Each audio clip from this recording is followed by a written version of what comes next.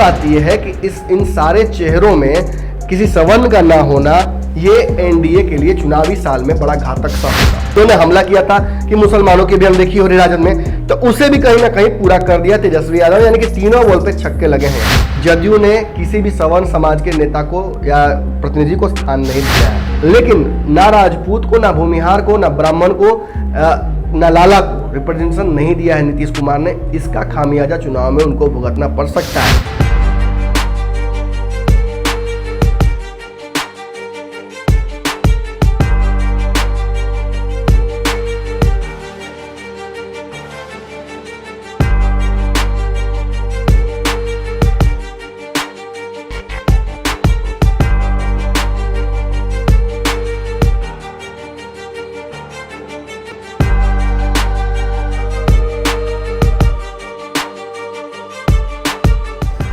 खबरों का बाजार हमेशा गर्म रहता है।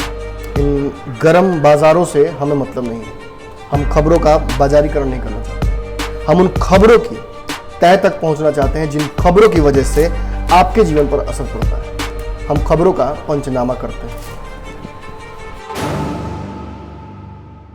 नमस्कार, पंचनामा देख रहे हैं आप, भारत लाइव की वो खबर जिसमें खबरों की चीरफाड़ होती है और उस निष्कर्ष तक पहुंचने का प्रयास करते हैं जहां मेन स्ट्रीम मीडिया अपनी सहूलियत और स्वायत्ता से नहीं पहुंचती है। ऐसे तो खबरें बहुत सारी आपको आज हमने दिखाई हैं, बहुत सारे बड़े ब्रेक थ्रूज हुए हैं बिहार की राजनीति में, लेकिन एक बड़ी खबर और है जो कि कोई समझ नहीं पा रहा है या ये खबर कहीं ना कहीं अंडर करंट में निकल रही है। लेकिन उस खबर तक पहुंचने से पहले जैसे पंचनामा में हमेशा होता है, किस्सा सुनाता हूँ आपको, एक कहानी सुनाता हूँ। छोटी कहानी है, कहानी भी नहीं कहूँगा इसे तो बस वृतांत कहा जा सकता है। गांव देहात में अगर आप रहे होंगे या गांव देहात से आपका जुड़ाव होगा तो आपको पता होगा कि जब भी किसी की शादी होती है तो सभी को निमंत्रण भेजा जाता है। अपने सारे इष्ट और जितने भी आपके प्रतिनिधि हैं, आपके दोस्त हैं, साथी हैं, गांव वाले हैं, सभी को आप न्योता देते हैं कार्ड के माध्यम से। लेकिन इसके अलावा अपने पितरों को भी बुलाया जाता है और देवों को भी, यानी हर मंदिर में जाकर वहां भी कार्ड दिया जाता है।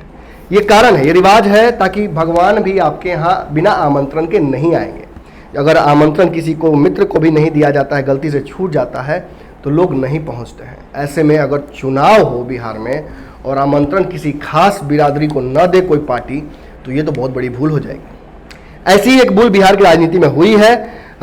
पूरी तरह से इसका पंचनामा करेंगे, आपको बताएंगे एग्जैक्टली कि कहाँ गलती हो गई है, किसने गलती की है, ये सारी बात बताएंगे। लेकिन उससे पहले आपको बता दें कि एमएलसी का जो समीकरण रहा है, ये जो 9 सीटें थीं जिसपे कहीं ना कहीं विधायकों की संख्या के आधार पर चयनित किया जाना था, इसमें अब लगभग सब कुछ स्पष्ट हो गया है। कांग्रेस अभी भी हालांकि माथापच्ची कर रही है कि कौन रिप्रेजेंट करेगा कांग्रेस की तरफ से एमएलसी में, लेकिन हमने आपको बता दिया है कि अंतिम जो चेहरे हैं वो 4 हैं। इन 4 चेहरों में मंथन चल रहा है। तथागत हर्षवर्धन बक्सर के कांग्रेस अध्यक्ष और के तिवारी के पुत्र हैं। इन्हें ब्राह्मणों की तरफ से नेतृत्व करने का मौका मिल सकता है। वहीं चंदन यादव की नाम कहीं ना कहीं सामने रखा गया है। ये छत्तीसगढ़ के प्रभारी भी बने हैं और राहुल गांधी की महत्वपूर्ण टीम का हिस्सा है और इनका नाम बहुत ऊपर चल रहा है। इसके अलावा कौकब कादरी का नाम चल रहा है जो कि कार्यकारी अध्यक्ष भी थे और अशोक चौधरी के पार्टी छोड़ देने के बाद इनको अंतरिम प्रभार मिला था, जिसके बाद मदन मोहन झा ने टेक ओवर किया था। अभी भी ये कार्यकारी अध्यक्ष हैं। इसके अलावा एक और नाम जो काफी तेजी से सामने आ रहा था, लेकिन उस नाम पर अब बहुत चर्चा नहीं हो रही है, वो है माधव आनंद का। आप सोच रहे होंगे कि कांग्रेस की सीट पर माधव आनंद का नाम क्यों आ रहा है, क्योंकि कांग्रेस और आरएलएसपी के बीच में कुछ करार हुआ था, जो करार अब अंतिम शायद अपने स्तर पर पहुंच गया है। अगर सब कुछ सही रहता है और इस करार को अगर एक्सेप्ट कर लिया जाता है, जिसे मोतिहारी में हुआ था, आपको याद होगा कि अखिलेश सिंह के पुत्र वहां से चुनाव लड़े थे और वहां से माधव आनंद पीछे हट गए थे। तो उस करार को अगर अखिलेश सिंह रखते हैं और उस करार की मर्यादा अगर कांग्रेस रखती है तो माधव आनंद का नाम यहां से तय हो जाएगा। अन्यथा इस सीट पर कौकब कादरी, तथागत हर्षवर्धन और इन्हीं दोनों में से, तीनों में से, चंदन यादव में से किसी का नाम स्पष्ट लग रहा है। लेकिन आप सोच रहे हैं कि लेट क्यों हो रहा है, क्यों नामों का चयन करने में कांग्रेस को समस्या हो रही है। तो उसकी सबसे बड़ी कारण यह है कि जातिगत समीकरण को देखते हुए कांग्रेस ये डिसीजन लेना चाहती है। कांग्रेस चाहती है कि कोई भी गलती ना हो, क्योंकि गलती एक पार्टी ने कर दी है। किसने गलती की है? आप गलती की बात गुंजाइश है तो पहले जरा राजद की तरफ देख लेते हैं। राजद ने किसको किसको प्रतिनिधित्व दिया है एमएलसी चुनाव में। राजद की तरफ से 3 नाम मैंने आपको लगभग परसों ही बताया था और वही तीनों नाम फाइनल हुए हैं। फारूक शेख मुंबई के बिजनेसमैन हैं, सुनील सिंह बिस्कोमान के अध्यक्ष हैं, और रामबली चंद्रवंशी, माफ कीजिएगा, ये वो हैं जो अति पिछड़ा के बिहार के अध्यक्ष हैं राजद के, और बीएन कॉलेज में प्रोफेसर हैं। इन तीनों के नाम में मैंने आपको बता दिया था कि लगभग मुहर लग चुकी है। इसमें साधु पासवान का एक नाम था जो कि कट गया है। बताया जा रहा है कि उनको चुनाव लड़ाने की तैयारी कर रहे हैं तेजस्वी यादव, और वो भी चुनाव किसी हाई प्रोफाइल नेता के खिलाफ लड़ेंगे। हो सकता है कि अपने साले के खिलाफ चुनाव लड़े, जैसे भी हो वो एक समीकरण अलग बनेगा। लेकिन फिलहाल परिस्थिति क्या है कि फारूक शेख एक मुस्लिम है। ये किस समाज से आते हैं? मुस्लिम में शेख, सैयद और पठान फॉरवर्ड जाति से आते हैं। तो एक फॉरवर्ड को कहीं ना कहीं यहाँ रिप्रेजेंटेशन मिल गया है। आगे बढ़ते हैं, हम अगर सुनील सिंह को देखते हैं तो सुनील सिंह राजपूत बिरादरी के, मैंने आपको बताया था कि कहीं ना कहीं जब लालू यादव की गैर हाजिरी में पार्टी को जगदानंद सिंह संभाल रहे हैं तो वो A to Z की बात कर रहे हैं। तेजस्वी भी अब MY नहीं कहते हैं, अब A to Z कहते हैं, और वो यहाँ झलक रहा है। राजपूत को रिप्रेजेंटेशन दिया गया है, और इसके बाद अगर हम देखते हैं तो अति पिछड़ा को भी रिप्रेजेंटेशन मिला नहीं। यानी राजद ने अपनी मूल भावना को ही बचा लिया और समाज के हित में एक ऐसा डिसीजन लिया है जिससे मैसेज बहुत तगड़ा गया है कि आरजेडी और तेजस्वी यादव सभी धर्मों के बारे में, सभी जातियों के बारे में सोच रहे हैं। लेकिन अब ये रातों रात तो हुआ नहीं है। इसके पहले भी अगर राज्यसभा की सीटों की बात करें तो AD सिंह को राज्यसभा भेजा था राजद ने, जो कि भूमिहार समाज से आते हैं। यानी भूमिहार समाज को भी मोबिलाइज कर दिया और इसके बाद अब राजपूत समाज को भी मोबिलाइज कर दिया। और आपको पता है कि मांझी जी की पार्टी के प्रवक्ता दानिश जवान, इन्होंने हमला किया था कि मुसलमानों की भी अनदेखी हो रही राजद में, तो उसे भी कहीं ना कहीं पूरा कर दिया तेजस्वी यादव। यानी कि तीनों बॉल पे छक्के लगे हैं। यहाँ आगे बढ़ते हैं, मामला कहाँ गड़बड़ाया है अब आप समझ रहे होंगे। धीरे धीरे हम जगह पे पहुंच रहे हैं। अब बढ़ते हैं एनडीए की तरफ। एनडीए में हम अगर देखते हैं प्रत्याशियों का चेहरा तो संजय मयूख का चेहरा, वही पुराना चेहरा फिर से वापस आया है। तो संजय मयूख है, हालांकि लाला जाति से आते हैं और सवर्णों में लाला की गिनती होती है, लेकिन आपको बता दें कि ये पहले से ही एमएलसी थे और इनको दोबारा बनाकर कोई बहुत बड़ा इस समाज को एहसान नहीं किया गया है। अब आगे बढ़ते हैं, सम्राट चौधरी यानी कुशवाहा समाज के हैं। सम्राट चौधरी का नाम इसमें दिख रहा है। भाजपा ने 2 जगह पे कहीं ना कहीं दाव लगाया है। ये दोनों दाव बहुत बड़े नहीं हो सकते हैं क्योंकि 2 सीटें हैं, कहीं ना कहीं जिसमें डिवाइड करना था। संजय मयूख का नाम पहले से ही चल रहा था क्योंकि केंद्रीय नेतृत्व के बड़ा नजदीक रहते हैं और उन्हें पता है कि कैसे खुश रखना है अमित शाह जी को। आगे बढ़ते हैं, अब जदयू की तरफ बढ़ते हैं। जदयू के 3 चेहरे हैं, तीनों चेहरों को मैं आपके सामने रख रहा हूं। गुलाम गौस है, मुस्लिम समाज से आते हैं, लेकिन राजद से इनका पुराना नाता रहा है। राजद की हाथ छोड़कर यहाँ आए हैं और इनको एमएलसी बनाया गया है, तो ये एक रिप्रेजेंटेशन यहाँ हुआ। फिर आगे बढ़ते हैं, भीष्म सहनी यानी कि ये मुकेश सहनी की जो जात है, नोनिया बिंद मलाह, इस जाति से आते हैं और इसके बाद कुमुद वर्मा को स्थान मिला है। देखिए जुदांगी है। अब इस तीनों के लिस्ट में आप बार बार खोज रहे होंगे कि वो कौन से शख्स हैं, किस समाज को रिप्रेजेंटेशन मिला है। तो एक बात आप लिखित ले लीजिए, जदयू ने किसी भी सवर्ण समाज के नेता को या प्रतिनिधि को स्थान नहीं दिया है। ये बातें कहीं ना कहीं पार्टी के अंदर खाने में चर्चा चल रही हैं। इसके अलावा बैकअप में जो लोग थे उनके भी नाम को अगर देखते हैं तो अशोक चौधरी हो या और भी कई नाम हैं जो कि अंदर खाने में चल रहे हैं। इन सभी नामों पर भी संशय इसलिए बना हुआ था क्योंकि ये भी उसी समाज से आते हैं।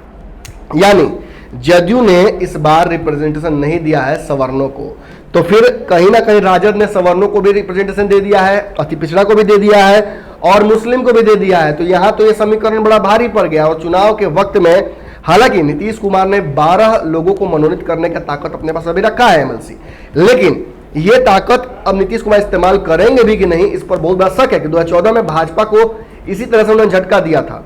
एमएलसी की 12 सीटों को खाली रखते हुए लास्ट तक लेकर गए थे और जब भाजपा से उनका रिश्ता टूट गया तब उन्होंने मनोनीत किया था अपने चयनित लोगों को।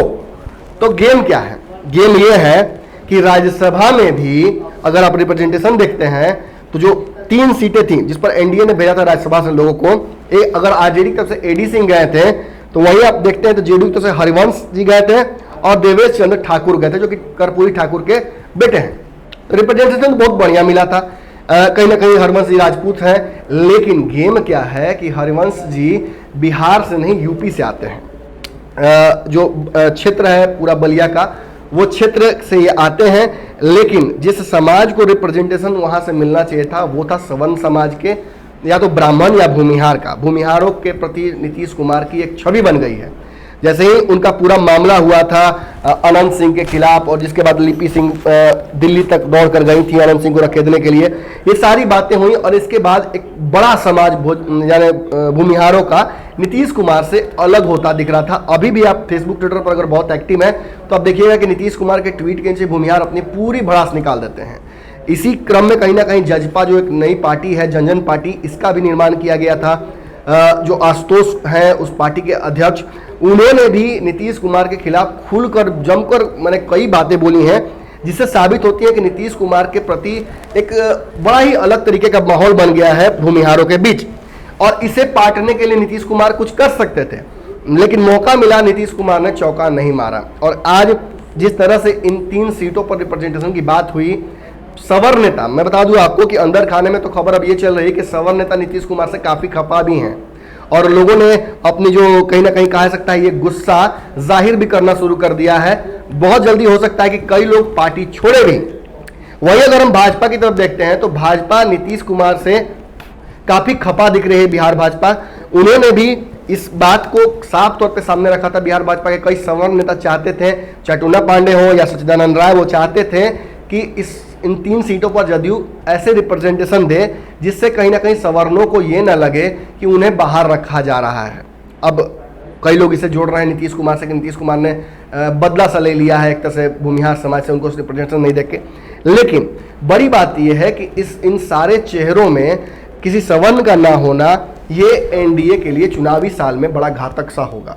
क्यों होगा ये समझ लीजिए, क्योंकि बार बार राजद रिप्रेजेंटेशन दे रही है सवर्णों को, और सवर्णों के हाथ में राजद की कमान भी फिलहाल दिख रही है। हालांकि रघुवंश प्रसाद जरूर खफा है और एक सवर्ण समाज के नेता है, पार्टी से अपनी दूरी बना ली है उन्होंने, लेकिन पार्टी का पद छोड़ा है, उन्होंने पार्टी नहीं छोड़ी है।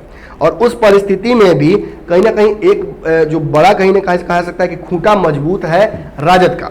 लेकिन नीतीश जी के साथ समस्या क्या हो रही है? नीतीश जी के साथ सबसे बड़ी समस्या ये हो रही है कि कल नॉमिनेशन की अंतिम तिथि है और इन्होंने जो सीटें फाइनल कर दी हैं उस हिसाब से 6 जुलाई को जो चुनाव होगा उसमें यह तय हो गया है कि कोई भी सवर्ण जाति का प्रतिनिधि नीतीश जी की तरफ से नहीं जा रहा है।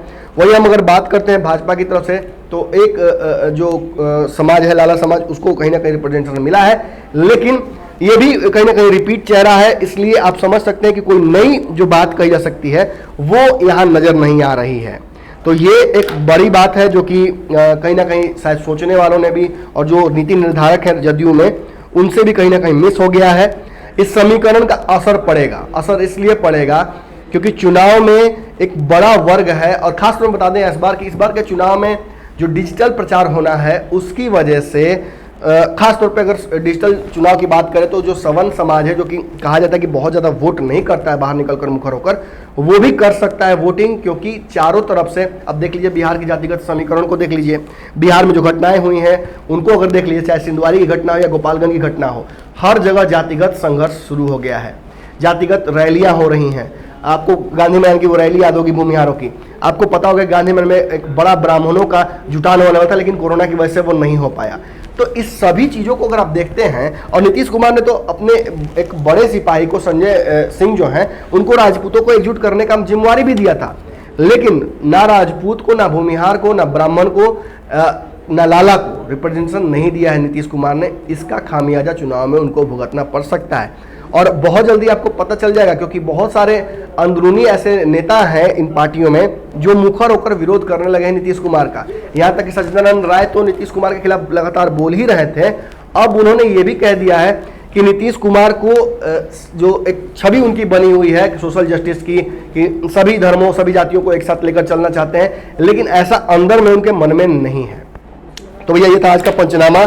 हमने आपको खबरों के अंदर की खबर दिखा दी है, वो कहीं ना कहीं अब इसे आप स्ट्रेटेजिक मिस्टेक कहिए या सोची समझी साजिश, नीतीश कुमार ने सवर्णों का पत्ता इस बार अपने एमएलसी की इस जो रिप्रेजेंटेशन था विधायकों के हिसाब से उसमें मौका नहीं दिया है। अब हो सकता है कि आने वाले समय में नीरज कुमार ऑब्वियसली जो स्नातक है उस पर चुनाव लड़ेंगे एमएलसी का, 4 चेहरे स्नातक से हैं, 4 चेहरे टीचर कोटे से हैं, तो इसमें मौका मिल सकता है। 12 जो कहीं ना कहीं नीतीश कुमार के पास बचे हुए हैं, जो एमएलसी की नॉमिनेट करने वाली सीटें राज्यपाल के माध्यम से, उस पर भी हो सकता है रिप्रेजेंटेशन दे। लेकिन फिलहाल टेम्पोररी ही, लेकिन कल जैसे 5 लोगों को झटका दिया गया था, राजद से लेकर जदयू में लाए थे नीतीश कुमार, उसके तुरंत बाद एक बड़ी गलती, स्ट्रैटेजिक मिस्टेक हो गई, जिसके चलते जो एडवांटेज था कल का वो आज हाथ से निकल गया है।